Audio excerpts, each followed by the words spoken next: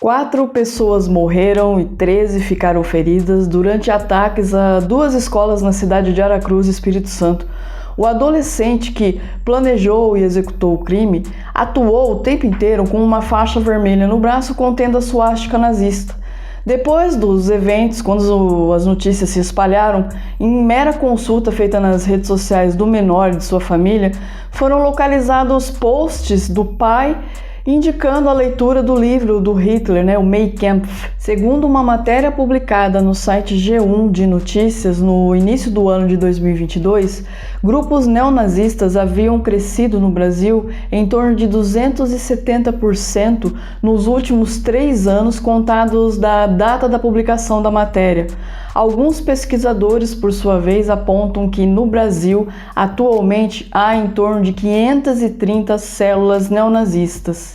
E nos últimos anos nós vimos acontecer debaixo de nossos olhos as coisas mais absurdas, sem qualquer interferência mais incisiva das forças públicas de segurança do Estado brasileiro. Nós vimos desde pessoas pretas serem espancadas por gente usando a suástica nazista no braço, até mesmo os manifestantes ou baderneiros, como agora estão sendo chamados, que não aceitando o resultado da eleição foram para a frente de quartéis. Muitos, inclusive, foram flagrados cantando o hino nacional diante da bandeira do Brasil, fazendo a saudação nazista. É assim que estamos testemunhando o neonazismo emergir da lata de lixo da história, vindo para cima de nós muito forte, especialmente insuflado por discursos de políticos como Trump e Bolsonaro, entre outros tantos ao redor do mundo. Mas eu te pergunto, você sabe o que é neonazismo? Você sabe o que essa ideologia defende? Pois eu sou Gisele Silva Rumim e esse é o assunto do Papo Torto desse mês.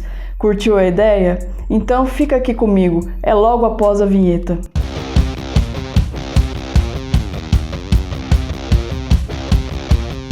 Para falar de neonazismo, necessariamente nós precisamos falar de nazismo. E nazismo foi um movimento político e social marcado por ideias nacionalistas e extremistas que surge na Alemanha no contexto do fim da Primeira Guerra Mundial e é alçado ao poder quando Hitler se torna chanceler alemão em 1933. Uma das principais pretensões da ideologia nazista é a construção de algo chamado unidade nacional, que seria a criação de uma comunidade dos povos, mas não de qualquer povo. Seria dos povos germânicos, de ascendência germânica, o que implica na exclusão das demais pessoas, pensamentos, ideias, culturas que não se encaixam nos povos germânicos. Isso porque os nazistas viam os povos germânicos como uma raça superior, denominada ariana. Abertamente, o nazismo era antissemita e, por meio de propagandas e manipulação de informações, difundia o ódio e o preconceito com relação aos judeus. Porém, não eram somente os judeus os inferiorizados. Também eram inferiorizados as pessoas pretas, os eslavos, pessoas do povo Roma, que pejorativamente nós chamamos de ciganos, pessoas queers, pessoas portadoras de necessidades especiais, mestiços em geral. Comunistas e anarquistas também eram consideradas pessoas indesejadas pelo regime nazista. Enfim, tudo aquilo que era incompatível com o programa do regime era devidamente combatido. E esse combate não ficava só em discursinho feito em palanque não, viu, minha gente?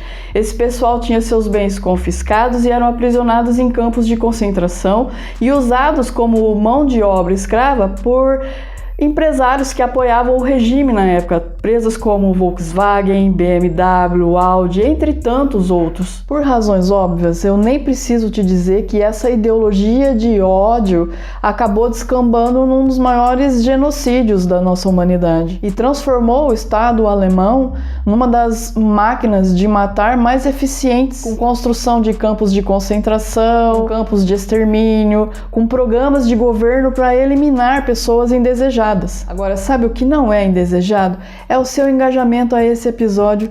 Se estiver nos escutando via podcast, compartilhe nas redes sociais, indique aos seus amigos. Se estiver nos assistindo pelo YouTube, inscreva-se no canal, deixe uma curtida, um comentário.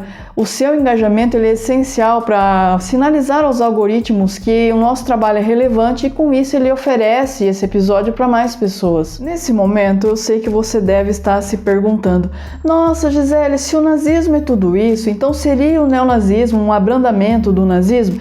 E eu te respondo que não, isso não existe. Abrandar nazismo seria o mesmo que espirrar perfume em um monte de esterco para tentar melhorar o cheiro. O neonazismo, na verdade, é apenas uma repaginação do nazismo para tentar adaptá-lo aos dias atuais. Assim como no nazismo, existe muito preconceito, muita discriminação, muito ódio destilado. Os alvos atualmente são judeus, pessoas árabes, pessoas praticantes da religião muçulmana, indígenas, pessoas pretas, enfim, uma infinidade de pessoas consideradas atualmente como inferiores. O grande diferencial é que o neonazismo mascara essas ideias de exclusão de pessoas indesejadas através de discursos que falam sobre salvação nacional, salvação de ideias como pátria, família, enfim, todas essas ideias são colocadas dentro de um contexto que sempre acaba por excluir pessoas. A ideia aí também muito forte é a de xenofobia, onde se vê o outro, o estrangeiro, como uma ameaça à cultura do seu país. A ascensão de políticos que adotam esse tipo de discurso de salvação nacional, Deus, pátria, família, vem sempre acompanhado de políticas públicas que combatem a imigração, além de redução à destruição de aparatos legais de proteção de direitos humanos de grupos considerados vulneráveis. E quem são esses grupos? Esses grupos são de mulheres, mulheres pobres, pessoas queers, no Brasil tem os indígenas, pessoas pretas, enfim, pessoas vulneráveis em geral. Uma prática neonazista muito comum adotada pelos países, inclusive pelo Brasil, é a de genocídio por omissão.